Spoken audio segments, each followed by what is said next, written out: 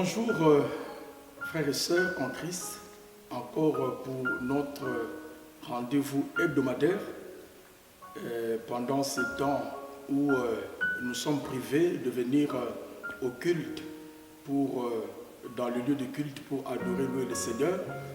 Nous continuons dans notre programme en ligne et la plupart de l'église ici à Charleroi, je sais que nous suivons en direct sur Zoom. Alors, je vous salue tous qui nous suivez sur Zoom, mais aussi d'autres qui nous suivent en Facebook ou YouTube. Alors, nous bénissons le Seigneur. Nous voulons ensemble aujourd'hui partager la parole de Dieu, mais pour cela, prions d'abord ensemble. Seigneur notre Dieu, merci de bénir ce temps de Zoom et de ce culte en ligne. Ta grâce qu'elle accompagne ta parole, que le Saint-Esprit éclaire chacun pour comprendre ta parole et que Jésus seul soit glorifié pendant ces temps. Nous te bénissons, Père. Au nom de Jésus, nous avons prié. Amen. Nous voulons prendre Marc chapitre 3. Nous allons lire à partir du verset 1er. L'évangile de Marc chapitre 3, à partir du verset 1er, la Bible dit ceci. Jésus entra dans la synagogue. Il s'y trouvait un homme qui avait la main sèche. Ils observaient Jésus pour voir s'il le guérirait le jour du sabbat. C'était en fait de pouvoir l'accuser. « Et Jésus dit à l'homme qui avait la main sèche, « Lève-toi là au milieu. » Verset 4.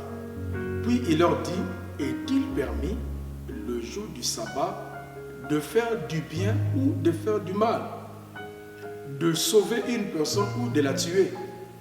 Mais ils gardèrent le silence. Alors, promenant ce regard sur eux avec indignation, et en même temps affligé de l'endurcissement de leur cœur, il dit à l'homme, « Étends ta main. » Il étendit, et sa main fut guérie. Donc, en parlant de ce thème pour cette année où nous parlons de la restauration, nous continuons justement à parler de la restauration parce que Dieu veut nous restaurer. Le Seigneur Jésus-Christ est ce bon berger qui restaure nos vies. Et en parlant de cela, aujourd'hui, j'aimerais parler réaliser l'impossible. Réaliser l'impossible pour vivre sa restauration. Réaliser l'impossible pour vivre sa restauration.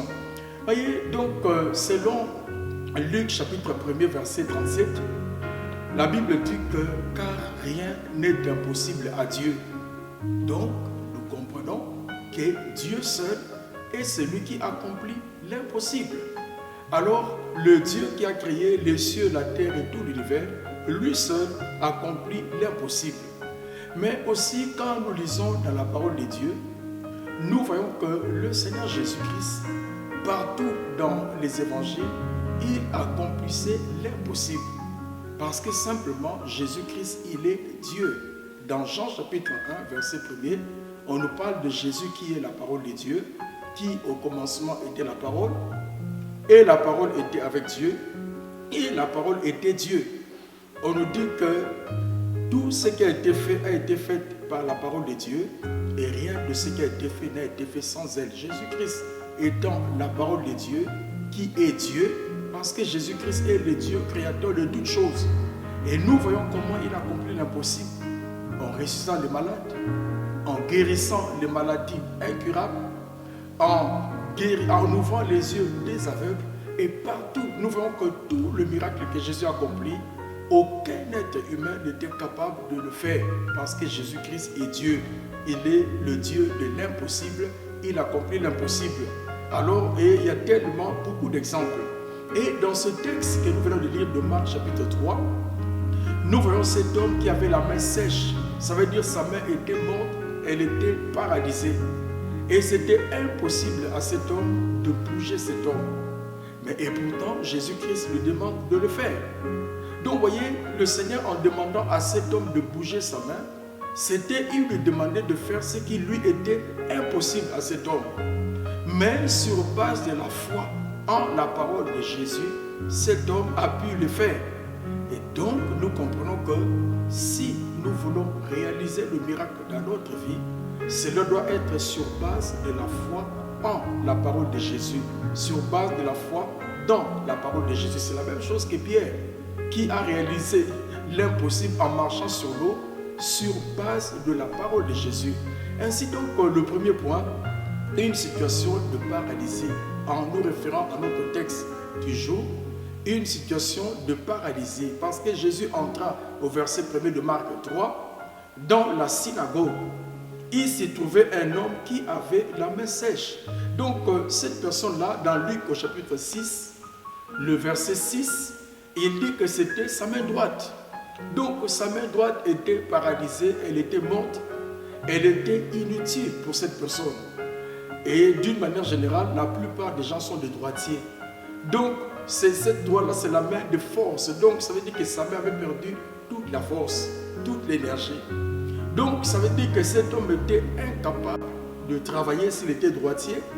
Il était incapable de gagner sa vie grâce à sa main.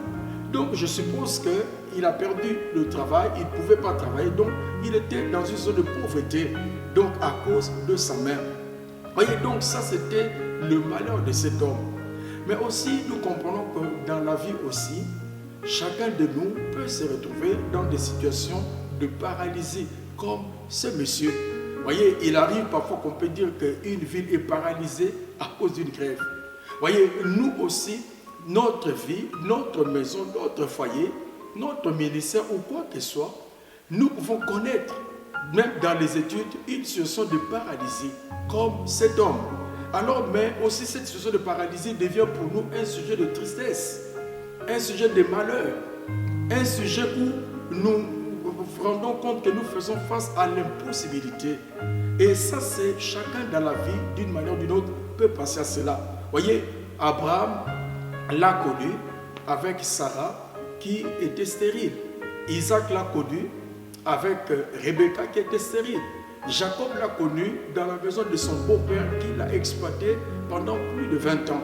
Donc, et là, nous comprenons que la vie est ainsi faite parce que dans Jean chapitre 16, le verset 33, le Seigneur Jésus-Christ nous dit « Vous aurez des tribulations dans le monde, mais prenez courage car j'ai vaincu le monde. » Donc, dans notre vie, ici-bas sur terre, nous allons connaître des tribulations.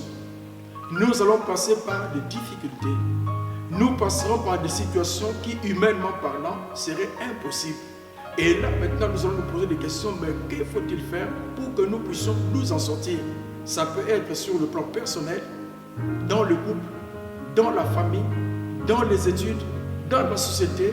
Alors, nous pouvons faire face à des impossibilités. Pour nous-mêmes, nous ne savons pas que faire.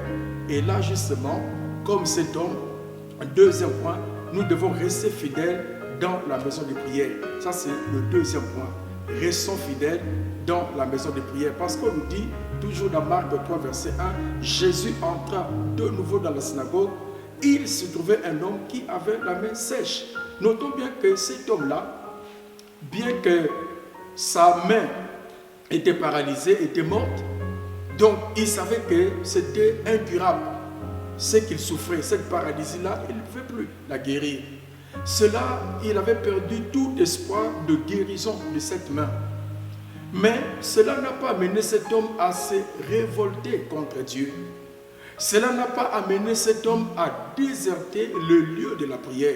Vous voyez, l'erreur de beaucoup de gens, quand ils passent par des difficultés, ils ne prient plus, ils abandonnent les lieux de prière, ils ne lisent plus la parole de Dieu. Au fait, ils font tout, mais ils mettent Dieu de côté. Ou soit d'autres, parfois, c'est de la prospérité. Quand tout va bien, ils n'ont plus le temps pour le Seigneur. Ils oublient Dieu. Ils ont demandé à Dieu un enfant. Dieu leur donne un enfant. Ils n'ont plus le temps pour la prière. Ils ont demandé un mariage. Dieu leur a donné un mariage. Ils n'ont plus le temps. Ou ils ont une bénédiction quelconque et puis cela les fait oublier Dieu. Mais c'est une erreur. Peu importe dans l'abondance ou dans le manque, dans la paralysie ou dans l'abondance, nous ne devons pas déserter le lieu de la prière. Donc le deuxième point, rester fidèle dans la maison de prière. Hébreux chapitre 10, le verset 25, nous connaissons très bien ce texte. Hébreux chapitre 10, verset 25 nous dit « n'abandonnons pas notre assemblée, comme c'est la coutume de quelques-uns, mais exhortons-nous réciproquement, et cela d'autant plus que vous voyez s'approcher les jours. Il dit, n'abandonnons pas notre assemblée, nos rencontres de prière, nos lieux de prière. Voyez, nous ne devons pas abandonner cela, surtout dans ces temps de coronavirus, où les églises sont fermées, nous ne pouvons plus aller dans les temples pour adorer Dieu. Nous prions chacun chez soi, mais nous nous réunissons comme maintenant sur Zoom, où nous pouvons adorer Dieu ensemble. Alors voyez, mais nous ne pouvons pas abandonner ces moments de prière, parce que le Seigneur Jésus-Christ dit dans Matthieu, chapitre 18, le verset 20, il dit, là où 2 ou 3 sont assemblés en mon nom, il dit, je suis au milieu d'eux. Dans le psaume 133, verset 3, il dit que c'est là que Dieu envoie sa bénédiction et la vie pour l'éternité. Mais où est-ce que Dieu envoie la bénédiction? C'est dans l'assemblée, dans le lieu de prière, où des frères et sœurs sont unis de tout leur cœur pour adorer Dieu. Et cet homme-là, malgré sa situation, il n'a pas déserté le lieu de la prière. Il est allé et le Saint-Esprit a bien pris note de sa présence là dans la synagogue, parce que la synagogue était le lieu de prière.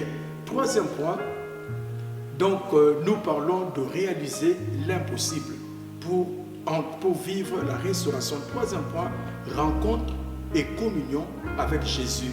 Le verset 3, donc nous retournons dans Marc chapitre 3 et le verset 3e. Au verset 2 d'abord on nous dit, ils observaient Jésus pour voir s'il le guérirait le jour du sabbat. C'était afin de pouvoir l'accuser. Donc nous voyons qu'il y a des gens qui viennent dans le lieu de prière. Eux, ils ne viennent pas pour adorer le Seigneur. Eux, ils viennent pour censurer les autres, pour voir comment l'autre est habillé, comment l'autre s'est coiffé. En fait, ils ont plus de temps à observer les autres au lieu de venir pour adorer Dieu. Le lieu de culte, nous sommes là pour adorer Dieu, pour louer Dieu, pour rendre grâce à notre Dieu. Et non pas pour commencer à regarder les autres, à critiquer les autres, à parler derrière les autres, à être distrait. Au fait, on passe à côté parce qu'on ne comprend pas que là, on est là pour rencontrer le Seigneur. Et le verset 3, et Jésus dit à l'homme qui avait la main sèche, lève-toi là au milieu. Puis il leur dit, est-il permis le jour du sabbat de faire du bien ou de faire du mal, de sauver une personne ou de le tuer ou de la tuer? Mais ils gardèrent le silence. Donc, nous voyons ici que le Seigneur, il a vu cet homme. Et quand le Seigneur a vu cet homme, on voit que le Seigneur a établi un contact avec lui. Le Seigneur lui a parlé. Voyez, le verset 3, le Seigneur lui dit, lève-toi là au milieu. Donc Dieu parle à cette personne. Et cette rencontre-là, cet homme lui-même ne s'attendait pas en venant, en quittant sa maison, en venant dans le lieu de la prière. Il ne s'attendait pas à ce que Jésus pouvait lui parler personnellement. C'était une grâce parce que Jésus-Christ est Dieu. Jésus est Dieu, le créateur de tout l'univers. C'est lui qui est descendu, il a quitté son trône. Il est venu dans ce monde avec pour mission de sauver l'humanité. Il nous a sauvés en mourant pour nous sur la croix, pour nos péchés. Il est ressuscité et il vit éternellement. Sa mission, c'est pour faire du bien à chaque être humain. Il demande aux hommes de se détourner des faux dieux, d'abandonner le péché et de croire en lui Jésus pour recevoir le salut de notre âme. Et voici ici, il entre dans cette synagogue et il y avait quelqu'un qui avait besoin de Dieu, qui avait besoin d'être guéri. Alors voyez, rencontre et communion avec Jésus. Voyez, je réfléchissais à quelque chose. Voyez, si aujourd'hui une personne est sur le quai d'une gare, il a de fortes probabilités d'attraper un train. Il ne peut pas rester sur la rue et espérer avoir le train sur la rue. Donc il y a des endroits spécifiques où on est sûr que le train va passer et que tu peux l'attraper. Jésus-Christ aussi, c'est pareil. Il y a des endroits où nous pouvons nous retrouver avec lui, bien sûr. Quand nous avons cru en lui, il est dans notre cœur. Mais bien qu'il est dans notre cœur, il nous encourage de le chercher continuellement, de continuer à développer une relation avec lui.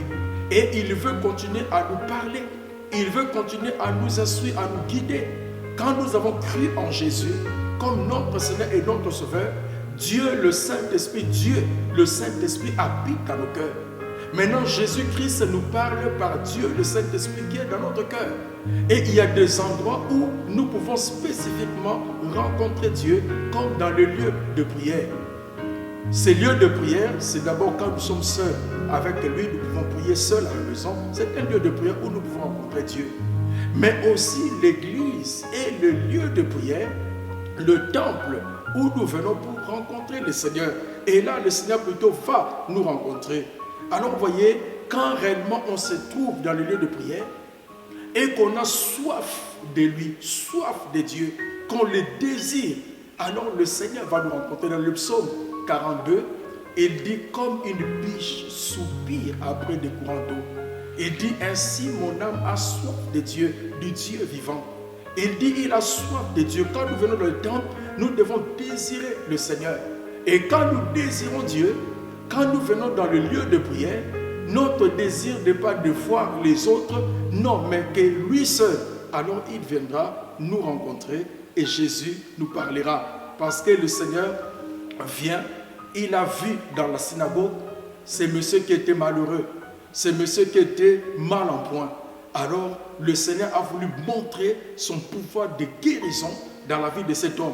Et c'est pareil aussi dans cette rencontre des Zoom, où nous nous rencontrons maintenant, où d'autres nous suivent directement sur Facebook ou sur YouTube. C'est pareil, Jésus n'est pas limité par les quatre murs. Mais puisque nous sommes ensemble, en train de l'adorer, d'écouter sa parole, et quand il vient dans nos réunions de prière, le Seigneur vient pour guérir. Quand il vient dans nos réunions de prière, il vient pour solutionner les problèmes. Quand il vient dans nos réunions de prière, il vient pour changer les situations. Parce que Jésus-Christ est le Dieu tout-puissant. Et partout où les gens se sont tournés vers lui, il a toujours répondu favorablement.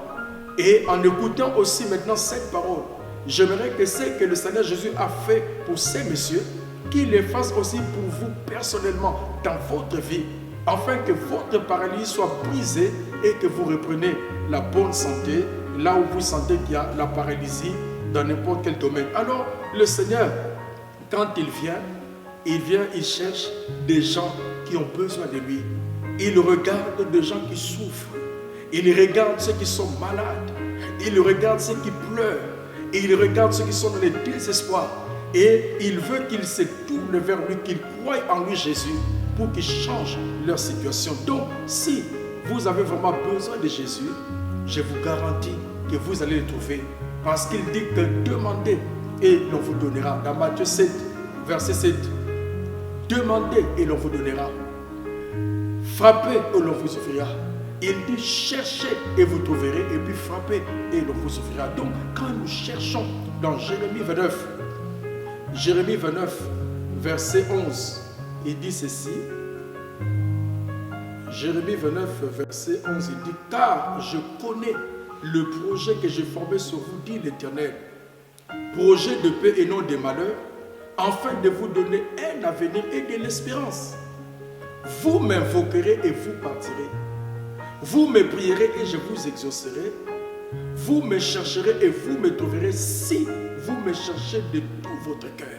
Voyez, quand nous le cherchons de tout notre cœur, quand nous sommes dans les lieux de prière ou seuls à la maison, si nous le cherchons de tout notre cœur, non pas pour nous montrer, non pas pour venir censurer les autres, non, nous seuls pour Jésus, alors le Seigneur va se montrer à nous, il va se manifester à nous et nous quitterons la synagogue ou le lieu de prière comme cet homme a quitté, non pas comme il était venu. Le quatrième point, j'aimerais dire, le dernier point, obéir au commandement de Jésus-Christ. Voyez, réaliser l'impossible nécessite que nous puissions obéir à la parole de Jésus, au commandement de Jésus. Voyez, au verset 3, il lui dit, lève-toi, retournons dans Marc, chapitre 3, Et il lui dit au verset 3, lève-toi là au milieu. Vous voyez, le Seigneur lui dit, lève-toi là au milieu. Donc cette personne s'est levée et s'est mise au milieu. Il n'est pas allé, il ne s'est pas levé et il s'est mis à gauche ou à droite. Il ne s'est pas levé, il s'est mis au fond. Non, il ne s'est pas levé, il ne s'est pas mis devant. Mais il s'est levé, il s'est mis au milieu. Donc quand le Seigneur demande quelque chose, il faut le faire. Même si nous ne comprenons pas, mais suivons sa parole. Voyez, au verset 5, il lui dit, étends ta main. Étends ta main, il l'étendit. Donc vous voyez, ce que le Seigneur demandait à cet homme, il le faisait. Parce que l'ordre qui apportait la guérison venait de Jésus. Lui, il ne devait que suivre ce que le Seigneur lui dit.